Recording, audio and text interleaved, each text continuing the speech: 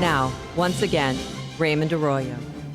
Welcome back to The World Over. This week, the second part of my exclusive interview with theologian and former president of the Vatican's Pontifical Council for Christian Unity, Cardinal Walter Kasper. Now, last week, we explored the Cardinal's controversial proposal to allow divorced and remarried Catholics to return to the sacraments after a brief penitential process. This week, we continue that discussion, and the Cardinal reacts candidly to the criticism he's received from other cardinals about his proposal. And what direction might the Synod go in October? Here's part 2 of my interview with Cardinal Walter Kasper. Cardinal Pell, your colleague in Rome, recently said that he foresees, and the quote is, a massive endorsement of traditional teaching and practice coming out of the Synod. Is that what you see? I see things more differentiated because I know many bishops who have a different position, and bishops' conferences. And so easy is not, perhaps they will be, but we must find a solution where everybody, or the great majority, the Pope wants a certain unanimity of the episcopate. Right. And now I cannot, it's too easy, I think, to say that there is already an overwhelming majority now. It seems the Pope his mind is changing a bit. In his recent interview, he said, this does not resolve anything, referring to your proposal, and it is a result of overblown expectations. Obviously, there are a lot of overblown expectations. I would also say there are many expectations that the whole sexual morality will be changed. I do not think of such a thing, and the Pope never thought such a thing. And he said that it does not solve anything to give only Holy Communion. But you do see how the granting of Holy Communion is a physical sign of a shift in the doctrine. It is, isn't it? No, it's not a shift in the doctrine. Then what is it if it's not a shift in praxis? And the practice is, but isn't the practice a reflection of the belief and the doctrine? That's too easy. The practice is founded in doctrine, but if you read St. Thomas Aquinas, tradition is much richer and much more differentiated than some cardinals who do not know so much all the things think. But Your Eminence, most of the people, most of the divorced and remarried Catholics out there, they look in and they hear this or they read the paper. They're not reading Thomas Aquinas either. They're looking at the practice. And when they see divorced and remarried couples given communion, that conveys a message. And to quote the Pope, reality is more important than ideas. And shouldn't that be a concern? But I did not make a proposal that every divorced or remarried people can come to Holy Communion. This is not my proposal, and this is a simplification. As a poor simplification to say that I have made this proposal is that there are certain circumstances after a penitential way they have to do, and then in single cases that's totally different from what you are blaming me now. At the discretion of the local priest. That really is the proposal. No, the process that's according to the old tradition of the Church. It's under the authority of the bishop. The bishop has, according to canon law, to appoint in every diocese a penitentiary. I do not know how it is in English. Yes, penitentiary. He must not do it himself, the bishop. He can appoint one, he can appoint two, he's free. And I think it can be given to some priests with experience. There are many distortions of what I have said. I have kept silence in the last months because I told the Pope, Holy Father, I do not enter in a controversy, a public controversy, in a polemic with other cardinals. That's not serves the good of the Church, and I'm very, very sorry that these cardinals did not speak before with me. They never spoke with me. It is not according to the Holy Scriptures. Matthew 18, you have to speak first, and you have to come to go, and then say to the Church, but not say to the mass media. Were you hurt that they didn't come to you first? No, they did not come. They did not come. And to some, I wrote a letter to inviting him to meet them and to speak. No answer. Well, that's not a good style.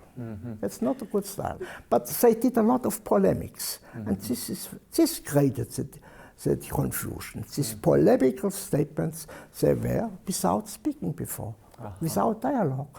I think that's not a good collegial style.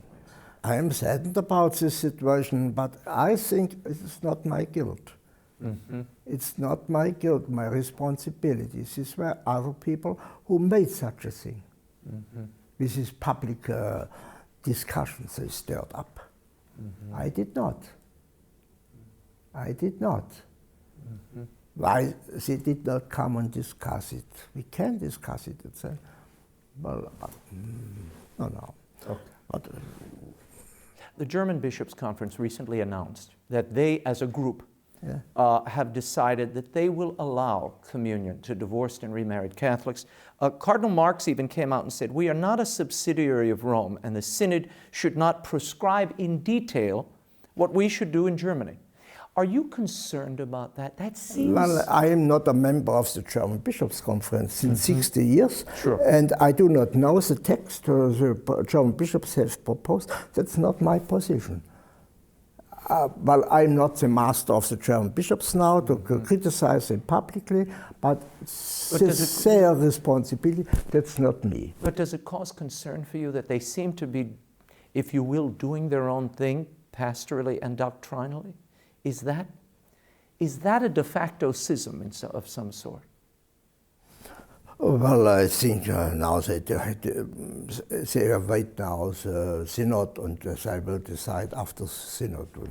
But they seem to be, they're ahead of the Synod. They're making their own decisions and sort of going on their own direction. After now, it's not published, the whole decision, and they wanted to write a pastoral letter. I do not know, I have not read it, and that's not my thing now. And, so you don't want to talk about it? I do not want to talk about German bishops now in the mass media. It's not my task.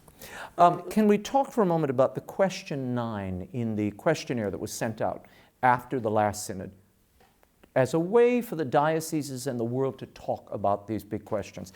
And question 9 said, how can the Church give pastoral attention to families with persons with homosexual tendencies? Where did that come from? It didn't seem to be central to the discussion, and some of the bishops said this was sort of inserted at the last minute.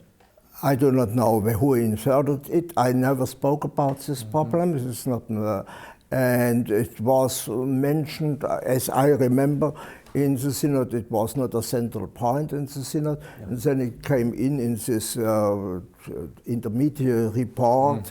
But this intermediate report is not a document of the Synod. The question is not what we say about homosexual unions. The problem is how to help families when a boy or a girl come and has this attraction, how to help them. And I think the council is a council about family, it's a council about marriage, and according to our Catholic understanding, such a homosexual union is not a marriage and is not a family. And therefore, I think it will not be a central point of the discussion. What do you make of the Irish referendum approving gay marriage? Will that change, do you think, the considerations that the Church must have? Where Archbishop Diarmaid Martin there said, the Church needs to find a new language now to engage the young, and this should be a wake-up call.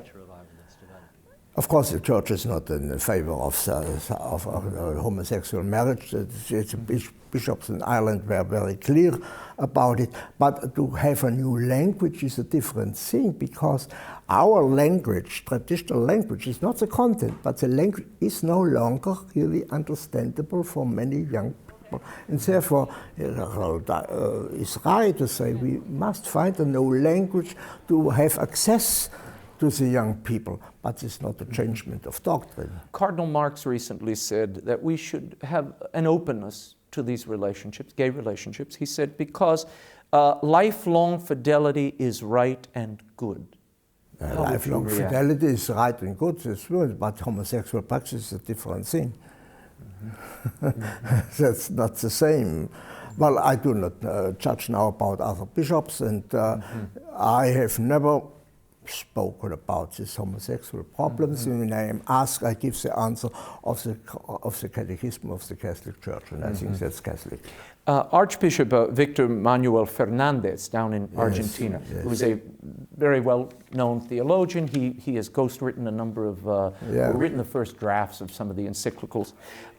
He said the Roman Curia is not an essential structure, that the Pope could live, have dicasteries in Rome and Bogota, and might there be openness to a different form of the Church in your mind? Sans the Curia in its current state? Well, I was very surprised when I heard about this interview of Archbishop Fernandez. I say the Pope is Bishop of Rome, and this is the fundament of papacy. Be Bishop in Rome, and normally the Pope should be in Rome, otherwise it's poor be the Bishop of Bogota. Ideology. Now, I do not agree with it. The Pope is Bishop of Rome and has to reside normally resides in Rome. As we look ahead to this ecological encyclical that Pope Francis is going to launch. Now, I know you haven't read it, nor have I. He did have this workshop a few weeks ago with the UN, Ban Ki-moon, and some scientists, and it seems the Church is embracing the notion that humans caused global warming and climate change. Is that an advised thing for a pope to engage in, given the shifting science and frankly just the unknowable? No, when the Church magisterium speaks about this problem, he does not speak as a scientific advisor on something, he does not speak as a politician, he speaks about creation. And the commandment of those to conserve, I think these environment problems are very, very urgent problems for the survival of mankind. But it's the Pope, and if we speak about, our starting point is creation. Your Eminence, a couple of final questions. First, what do you identify today as the greatest challenge the Church faces?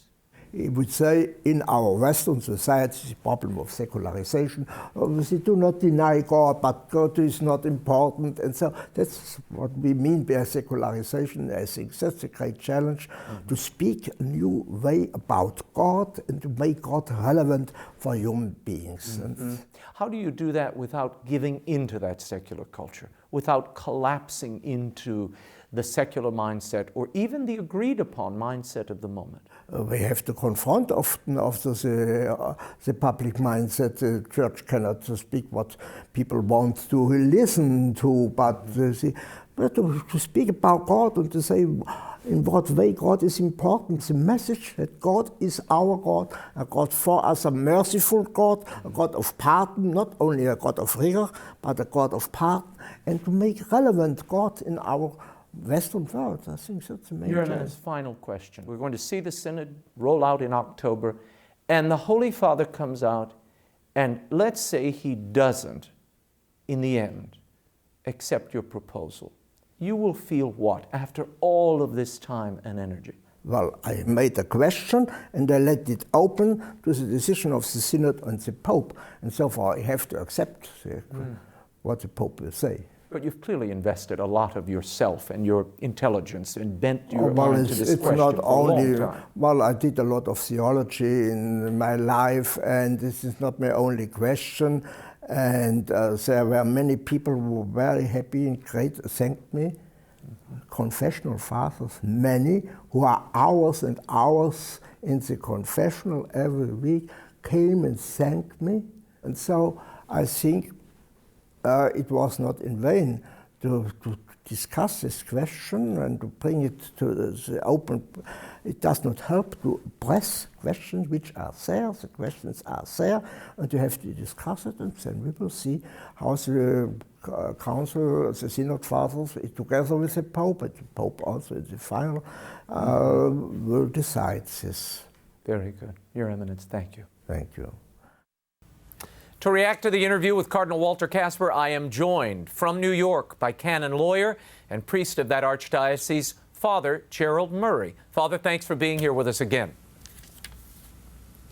Great to be with you, Raymond. Now, there was that moment where the Cardinal said early on in the interview he disagreed with Cardinal Pell, who said in public that he believes the Synod will massively endorse tradition and traditional teaching when it concludes. Cardinal Kasper did not agree. He said, no, I know other people, and we can't say there's a majority just yet. Your reaction? No, I think Cardinal Pell has got the right answer. It's quite clear from the development of the discussion since last October that many cardinals, archbishops, theologians, canonists, they're pointing to the logical inconsistency of the Kasper proposal. And in particular, Cardinal Sarah, Robert Sarah, who's the prefect of the Congregation for Sacraments and Divine Worship, he's been very strong about this. In fact, he says giving communion to divorced and remarried persons is an insult to Christ. He said that at a recent conference. And, I agree with Cardinal Sarah. We cannot treat the sacraments as commodities that make people feel good by telling them, well, if you want to receive it, even though the Church says you're in an adulterous union, we're still going to give it to you. No. Cardinal Sarah is right. Cardinal Pell is right. I cannot see the Church doing anything that would damage traditional Catholic doctrine on this matter. Cardinal Kasper also took umbrage, rather violent umbrage, when I suggested that really his proposal leaves it to the discretion of the local parish priest to decide who's married, who's not married, who can come to the sacraments, who can't. That's a lot of pressure on a parish priest, but that really is what the proposal does. Whether the bishop delegates him to do so or not, it's the local priest's problem. Yes, as we know from experience, once a permission is given, then it's widely assumed to apply to everyone.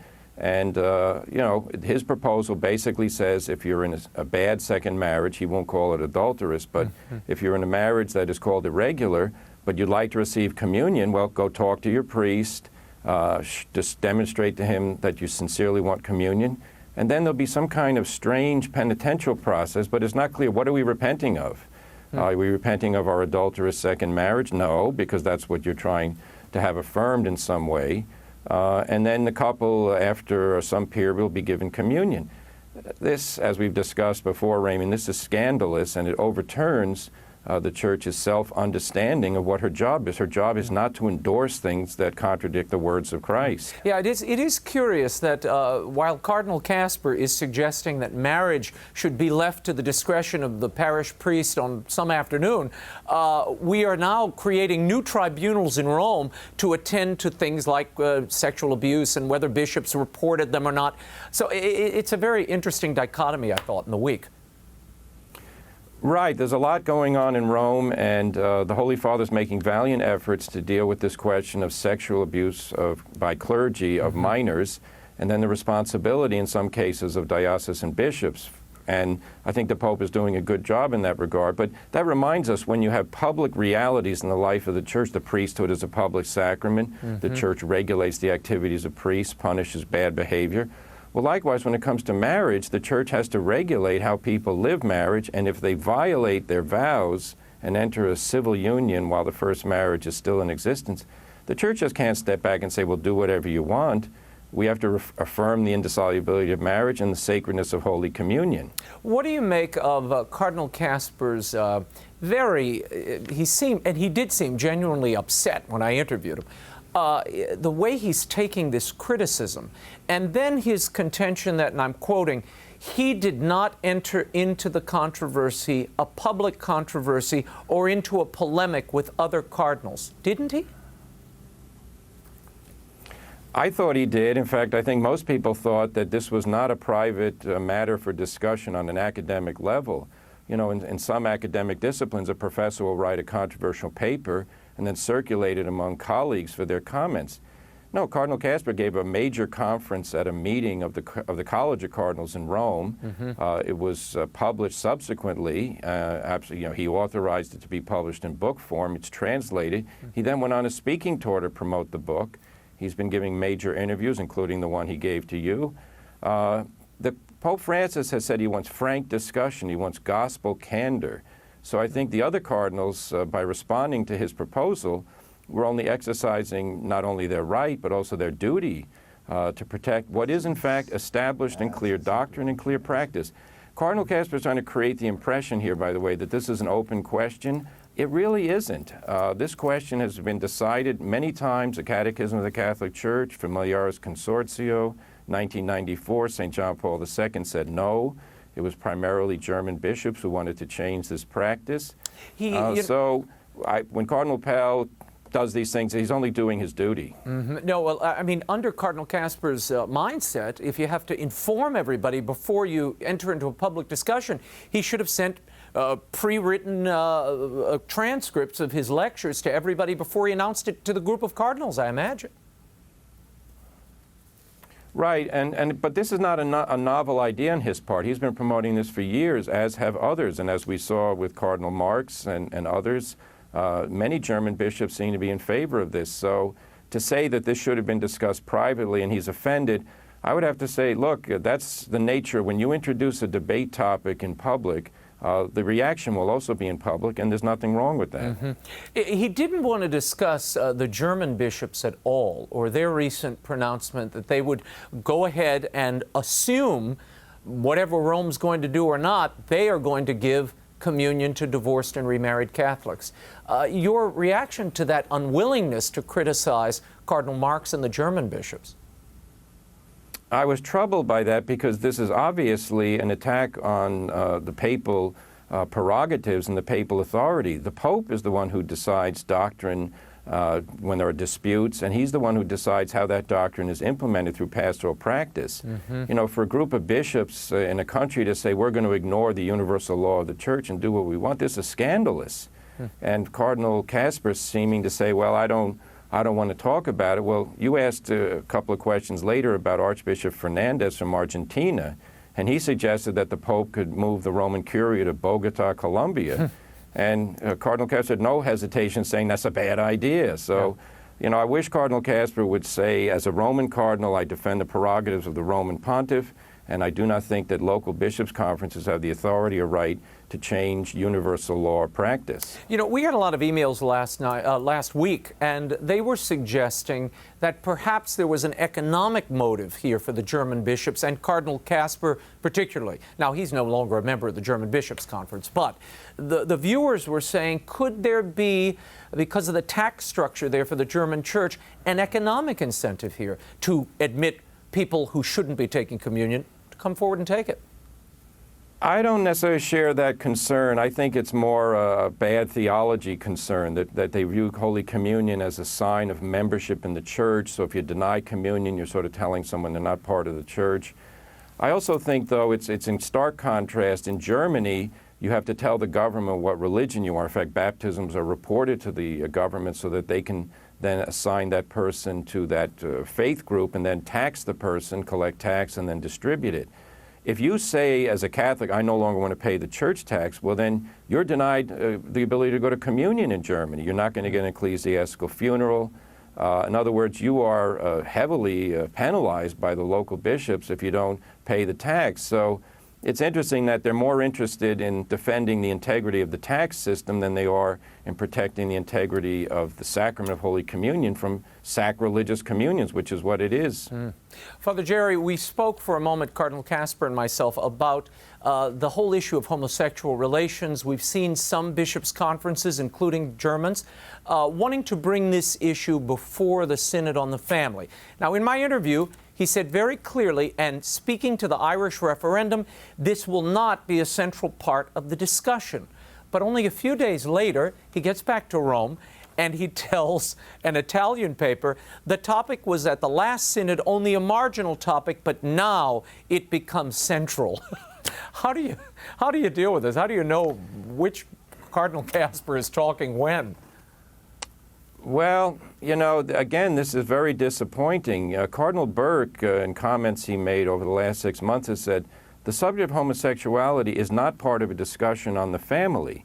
You know, dealing with children of homosexual problems and how pastoral care, that's going to be an issue that comes up. But the idea that and that's what he said in the interview. such as Ireland, Yeah, and exactly. And then the Irish people vote, regrettably, to pretend that two people of the same sex can now marry, and they'll give legal force to it. That doesn't call for any re-examination on the Catholic Church of our position. It certainly calls for vociferous opposition on the part of Catholics. I mean, we have a concern for society. We don't want unjust laws, and we don't want people living in a make-believe world where marriage no longer has a meaning. Marriage has a meaning. It's a God-given meaning, and we're here to defend that. What do you make of his contention that one of the biggest challenges the Church faces today is increasing secularism? I thought that was a curious observation.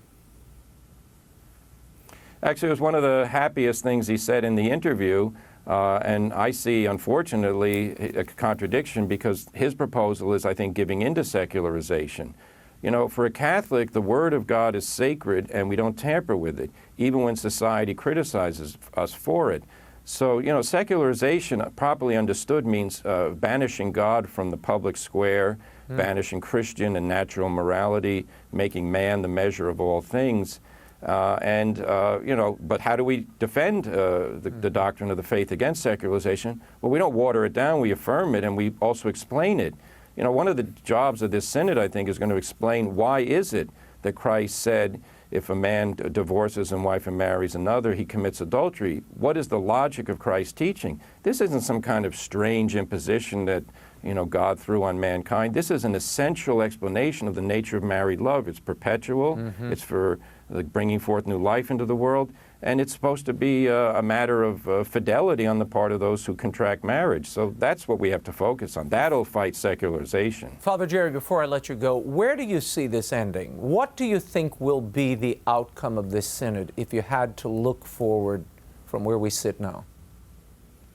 Well, I've been encouraged since the last synod, and I remember talking to you about it just about a year ago as we were getting ready for it, that the discussion has much more affirmed the unreasonableness of the Kasper proposal and has come forward saying that this isn't a matter that we can just stand back and let some people get what they want. Cardinal Sarah's interventions, Cardinal Pell, Cardinal Burke, Cardinal Kafara, we can go down the list. All of these cardinals are saying quite clearly the Catholic Church has to be faithful to the Word of God, and I think that's what's going to come out of the synod. Now, as you know, the old saying, there's process and then there's product. Right. And the process can lead to a lot of chaos, even if the product is good at the end. So that's something we have to keep an eye on and I think counter it as necessary by reaffirming church teaching is neither unreasonable nor cruel. It is in fact liberating. It brings joy. The happiest thing you can do is receive communion worthily. It's very bad to receive it unworthily. Well, we will leave it there, and that's a good place to leave it. Father Jerry Murray, thank you so much. Amen. Until next week, the show continues on Facebook and Twitter. Like me on Facebook, follow me on Twitter. The links are at RaymondArroyo.com. So what did you think of the interviews with Cardinal Kasper and Rand Paul? Tell me. I'm on Twitter at Raymond Arroyo. I am so excited. Very soon, I'll be sharing with you the cover of my forthcoming book for young readers, Will Wilder and the Relic of Perilous Falls. Wait until you see this. Don't miss next week's show.